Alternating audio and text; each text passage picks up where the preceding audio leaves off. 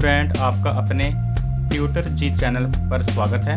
आज की वीडियो में हम बात कर रहे हैं प्लाज्मा मेम्ब्रेन के बारे में। प्लाज्मा मेम्ब्रेन क्या होता है? इसे सेल मेम्ब्रेन या फिर प्लाज्मा लेमा भी कहा जाता है। यह किसी भी सेल, जैसे ये एनिमल सेल का स्ट्रक्चर है, जो उसकी सबसे बाहर वाली आउटर लेयर होती है साइटोप्लाज्म के बाहर, उसे हम प्लाज्मा मेम्ब्रेन या फिर सेल मेम्ब्रेन कहते हैं। और यह बहुत पतली होती है। अगर इसे इलेक्ट्रो माइक्रोस्कोप, जो कि स्पेशल माइक्रोस्कोप होता है, उसमें जूम करके देखा जाए तो इसका स्ट्रक्चर कुछ इस तरह का दिखाई देता है। इसके बारे में हम डिटेल में बात करेंगे। यह लिपिड और प्रोटीन से मिलकर बना होता है।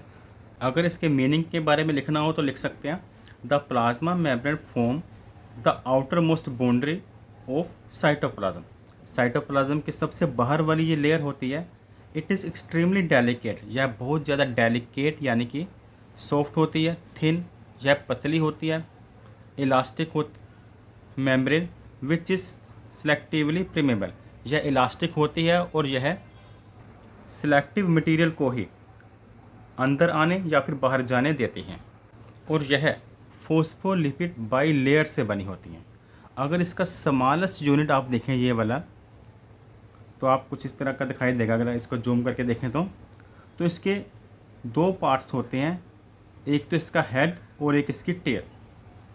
जो इसका हेड है इसे हम हाइड्रोफिलिक फोस्फेट हेड कहते हैं। हाइड्रोफिलिक का मतलब होता है वाटर लविंग। ये जो इसका पार्ट होता है, जो हमें कुछ इस तरह से आउटर साइड पे दिखाई दे रहा है, यह वाटर लवर होता है। और जो इसकी टेल्स है, ये जो दो ब्रांचेस दिखाई दे रही हैं, इन्हें हम हाइड्रोफोबिक कहते हैं। हाइड्रोफोबिक का मतलब होता है वाटर हेटर, यानी कि ये पानी से डरता है। इस तरह से ये इसकी फोस्फेट हेड हो गया और ये वाला पार्ट इसका फोस्फेट टेल कहेंगे। 1972 में साइंटिस्ट सिंगर एंड निकोलसन ने फ्लूइड मोज़िक मॉडल इसका पेश किया था। फ्लूइड मोज़िक मॉडल का मतलब था टू फ्लो, यानी कि इसमें जो इसके फोस्फेट होती हैं, ये फ्लो होते रहती हैं, आगे पीछे होते रहते हैं। ए पैटर्न ऑफ स्टोन, इसका जो पैटर्न होता है कुछ जैसे स्टोन का पैटर्न होता है, ऊपर नीचे कुछ स्टोन लगे होते हैं, कुछ इस तरह का होता है। अगर इसका स्ट्रक्चर देखिए तो ये फोस्फोलिपिड बाई लेयर क्यों कहा गया है? ये जो इसका फोस्फोलिपिड है, यह डबल लेयर है। इसकी जो टेल है यह आमने सामने है, जिसे हम कह सकते हैं फेसिंग ईच अदर। टेल का जो फेस है ये एक दूसरे के सामने है। और दूसरी तरफ अगर बात हम करें इसके हेड की, तो ये आउटर साइड में है, दोनों तरफ आउटर साइड, यानी कि वाटर इन्वायरमेंट की तरफ है, आउटर इन्वायरमेंट की तरफ, ये अंदर की तरफ। और ये जो रेड कलर के गोल गोल हमने बनाए हैं, यानी कि फोस्फेट हेड, यह आउटर साइड में है।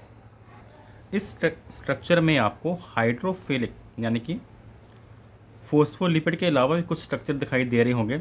जैसे ये वाले कुछ स्ट्रक्चर है, ये स्ट्रक्चर इसे हम ग्लाइकोलिपिड, और ये जो पिंक कलर का बनाया गया है इसे हम ग्लाइकोप्रोटीन कहते हैं। ये जो ग्लाइकोलिपिड है यह कार्बोहाइड्रेट्स और लिपिड से मिलकर बना होता है। और जो ग्लाइकोप्रोटीन है यह कार्बोहाइड्रेट्स और प्रोटीन से मिलकर बना होता है। यह दोनों वाटर मेम्ब्रेन को स्टेबल रखने में हेल्प करते हैं और ये हाइड्रोजन बॉन्ड बनाते हैं। नेक्स्ट हम करते हैं प्रोटीन की बात।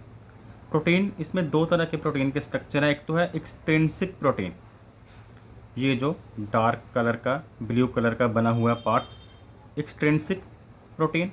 एक होता है इंट्रिंसिक प्रोटीन, जो कि ये जो ग्रीन कलर का पार्ट बनाया गया है। इंट्रिंसिक का मतलब होता है अंदर की तरफ, यानी कि ये आर पार अंदर जा रहा है।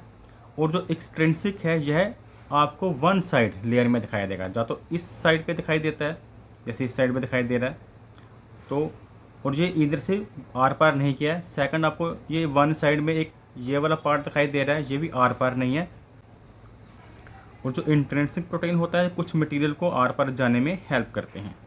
नेक्स्ट, ये जो येलो कलर के पार्ट दिखाई दे रहे हैं ये उन्हें बोलते हैं cholesterol. Help to regulate fluidity to membrane until cell will burst open। तो ये सेल की फ्लूइडिटी को रेगुलेट करता है और सेल को प्रोटेक्ट रखता है। Thanks for watching.